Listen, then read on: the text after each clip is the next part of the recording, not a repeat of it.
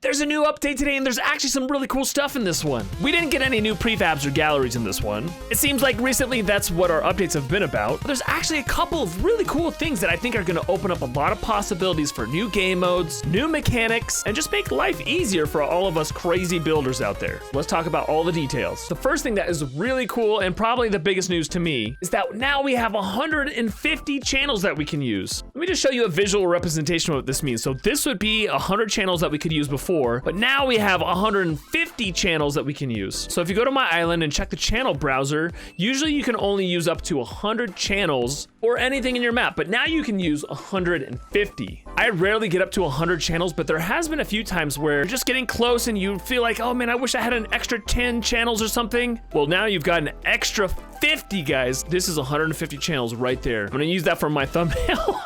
Anyways, that is a really cool thing in this update. Now all they gotta do is give us an extra 50,000 of memory.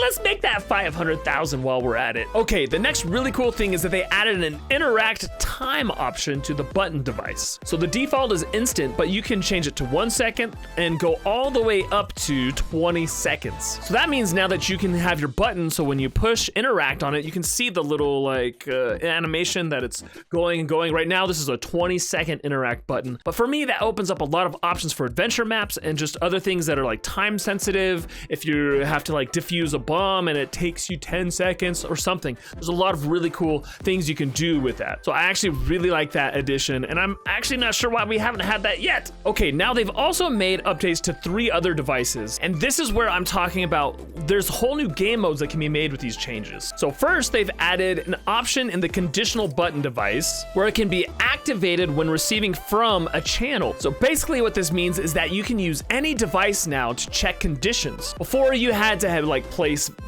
items into this to unlock doors or whatever, but you can now couple it with like the score manager, for example, and once they reach a score of 100, that is the condition that then sends it to the conditional button, which unlocks whatever it is that you want it to unlock. So that's like a really cool addition to just make it so there's more conditions now that you can have on your map. And it's all remote. So you don't actually have to be standing next to the device now for it to check if you have the guns or the item or whatever. It can just be checked remotely. It's awesome. Okay, they've also added this really interesting setting to both the customized score manager and the customized tracker. So if you go into there, you can see that there's this increment progress when receiving from option. And then right here above my head, it says a decrement progress when receiving from a channel. This is really interesting to me. So let's imagine for a second if we have a game mode where you have to collect 100 coins, but you're playing against someone else who has to collect 100 coins. And maybe you could make it that every time you kill the other player, they lose 10 coins or something. So that's what this decrement when receiving from option does. It means you can now change the person's score from 50 to 40, or from 100 back down to 0. So you can make it every time someone dies, they have to restart progress and it reactivates all the coins. Or I don't know, guys. There's a lot of options here, and I'm really excited to see what you guys come up with. Honestly, I feel like this just opens up a whole lot of doors that we just didn't have before. Another cool little quality thing is that they've made it now so that creatures from the creature spawner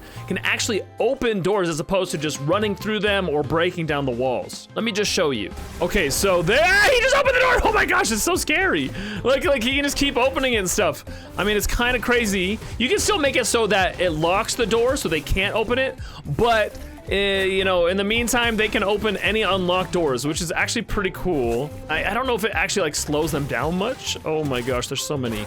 Okay, let's see. So yeah, I guess it does slow them down slightly. So that could make for a fun little like corridors that they're opening doors, or all of a sudden you go up to the door and then they just open it or something like that. There's some cool opportunities there to like jump scare or to, you know, play around with people and the zombies as well. Now, one bad thing that's happened on this update is that the matchmaking devices have been temporarily disabled. I guess there's some bug or something that's going on, but that's not changing my goal to build out my matchmaking hub, because I'm sure it'll be fixed by the time I'm done all this. I still have a lot of work to do on this matchmaking hub. It's looking so good, by the way. I'm really excited at how this is turning out so far. So that's it for now, guys. Really cool update. Just some minor things that can make a huge difference. Excited to see what you guys do with it. Have fun building.